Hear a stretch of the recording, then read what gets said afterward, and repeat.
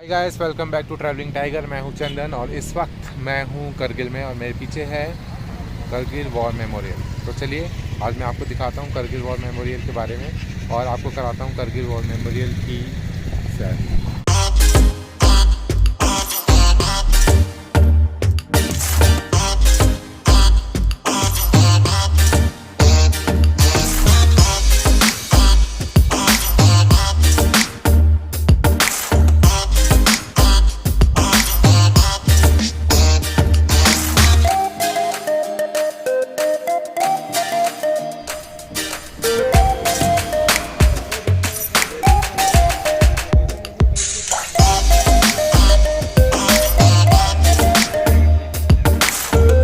पीछे आप देख रहे होंगे this one is MiG-21 bison.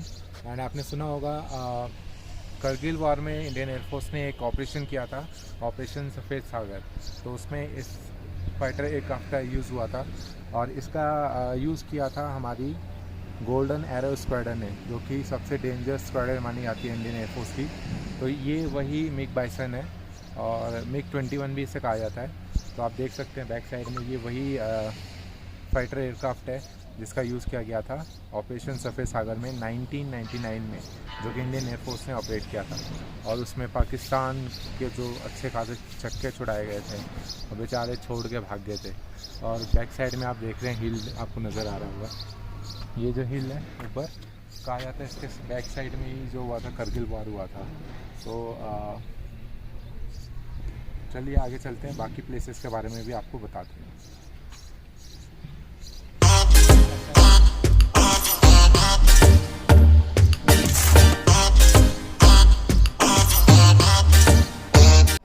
शाम हो चुकी है, सूरज ढल चुका है और इसी वजह से जो फ्लैग है आप देख रहे होंगे हमारा, उसको झुका दिया गया है। तो ये एक रूल रेगुलेशन होता है, आप देखेंगे उसमें कि जब भी सूरज ढलता है झंडा जो है उसे झुका दिया जाता है। और जैसे कि आप जानते होंगे दिल्ली के कनॉट प्लेस वगैरह में, तो वहाँ पे नहीं झुकाया जाता है क्योंकि भाई वो सिविलियन के अंडर में है, लेकिन जो मिलिट्री के अंडर में है उसमें पूरा रूल रेगुलेशन फॉलो होता है। तो देख लो आप, यहाँ झंडे जितने भी हैं ना सारे झुके हुए हैं, आप लाइन से देखेंगे सारे झंडे झुके हुए हैं। और मेन जो झंडा है वो भी आपको झुका हुआ नज़र आएगा क्योंकि अब सूरज ढल चुका है, इस वजह से। सूरज नहीं ढलता है तो अपना झंडा जो है वो फैलता रहता है।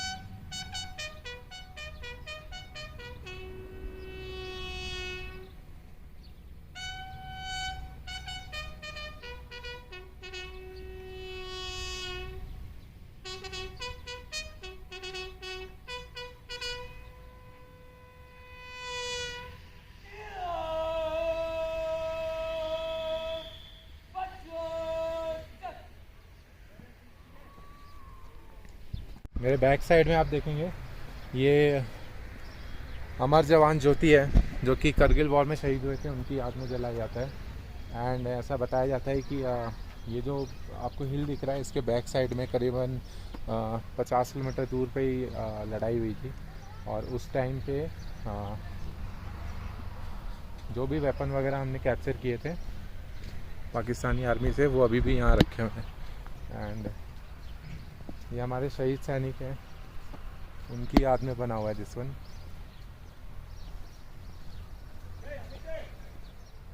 देख सकते हैं आप कितना सेक्रीफाइस किया हमारे सैनिकों ने। तो ये भी किसी के भाई हुआ करते थे, ये भी किसी के पति हुआ करते थे, ये भी किसी के बेटे हुआ करते थे।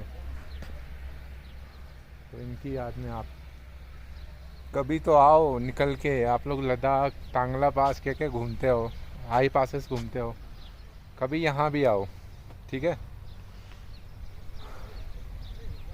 कितने सैनिक शहीद हुए थे आप देख लो। कांट बिलीव कि हमारे सुरक्षा में अननोन लोग आप लोग की सुरक्षा में वो करते हैं।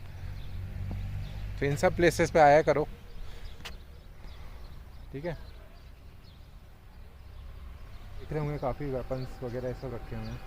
तो ये सारे वेपन्स जो है ये करगिल की जो लड़ाई हुई थी उसमें यूज़ किए गए थे। आपको 2 तोप नज़र आ रहा है, ये भी नज़र आ रहा है बोफोर्स टाइप का। तो ये सारी चीज़ें थी जो छक्के छुड़ा रखे थे अच्छे से पाक आर्मी के। एंड आप देख रहे होंगे साइड में स्टैचूज़ बने हुए हैं। ये सारे स्टैचूज़ जो बने हुए हैं ये बने हुए हैं उन शहीद सैनिकों की याद में जो शहीद हो चुके थे। एंड मैं आपको दिखाता हूँ, आपने मूवी देखी होगी विक्रम बत्रा की। तो विक्रम बत्रा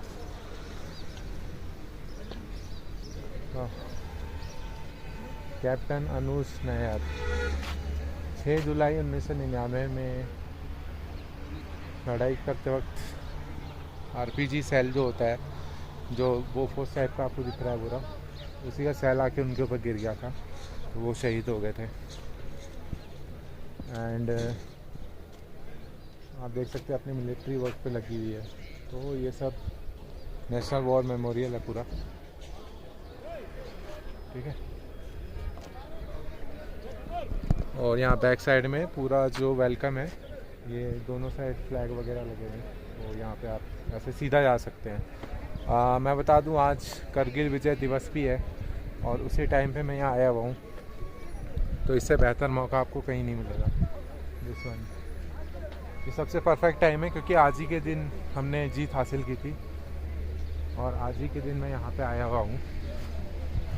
देख सकते हैं आप बैकग्राउंड में, और ये एरिया पूरा जो है पूरा का पूरा बैकग्राउंड देखो आप, पूरा का पूरा बैकग्राउंड जो है पहाड़ों से घिरा हुआ है। एंड वो जो आपको हिल नज़र आ रहा है, वो जो हिल है वो टाइगर हिल्स है, तो उसके लिए भी काफ़ी लड़ाई हुई थी दो के बीच में। विक्रम बत्रा वाला कहाँ पे है? इस वन ना, मेजर विक्रम बत्रा।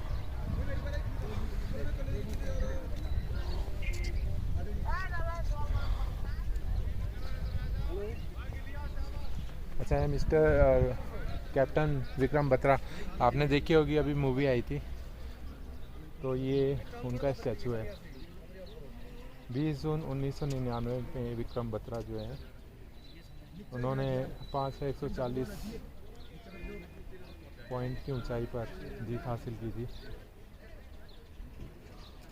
कैप्टन विक्रम बत्रा, आपने अभी मूवी देखी होगी उनकी। तो ये जो है ये पूरा जो है करगिल वॉर मेमोरियल का है टूर, और ये फ़िलहाल बंद होने वाला है। 7:30 के आसपास ये क्लोज़ हो जाता है। और कभी भी आप अंदर आ रहे हो तो कोई शॉर्ट्स पहन के मत आओ, या हाफ पैंट पहन के, या कोई लड़की आती है तो मिनी स्कर्ट में आती है, वो सब यहाँ अलाउ नहीं है। यहाँ आपका फुल स्लीव पूरा नीचे है ना, फुल होना चाहिए। यहाँ टशन मारने नहीं आना। मुझे पता नहीं था, मैं हाफ पैंट में आ गया था टशन मारने। हाँ वहीं टशन मारने आए थे, हाफ पैंट में आ गया था, मेरे को पता नहीं था। तो उन्होंने मुझसे रिक्वेस्ट किया कि आप चेंज करके आ जाइए। और यहाँ पे किसी भी मिलिट्री वाले से आप बात करेंगे या कहीं पे भी ऑल ओवर इंडिया में, वो हमेशा आपको सर करके बात करेंगे, चाहे आप किसी भी पोजीशन पे वर्क कर रहे हो, नो मैटर कि आप क्या करते हैं क्या नहीं करते। एंड ये जो है सामने ये एंट्रेंस गेट है, यहीं से एंट्री होती है। और इस साइड जो है ये द्रास की ओर जाता है रास्ता। द्रास जो है वो वर्ल्ड का सेकंड कोल्डेस्ट प्लेस है, -60 डिग्री सेल्सियस वहाँ पे एक बार टेम्परेचर हुआ था। वो हुआ था फरवरी 1995 में। इससे पहले रशिया का कोई एरिया है वहाँ पर 64 डिग्री सेल्सियस हुआ था। सर ग्रास के ऊपर मत चलिए, फुटपाथ के सिविलियंस। और पूरा नेशनल वॉर मेमोरियल में आपको कहीं पे भी बैठ के फ़ोटो नहीं खिंचवानी है, ये मना है। और ये आप देख रहे होंगे बीच बीच में पाथ बने हुए हैं, उन पाथ पे ही चलना है। मैं पहले बता दूं ये पूरा एरिया जो है मिलिट्री के अंडर में है, तो यहाँ पे कोई भी शांति नहीं चलती है। पूरा पूरा डिसिप्लिन फॉलो करना है आपको, और कहीं पे बैठ के फ़ोटो नहीं खिंचानी है, हाफ ट्राउज़र नहीं यूज़ करना है।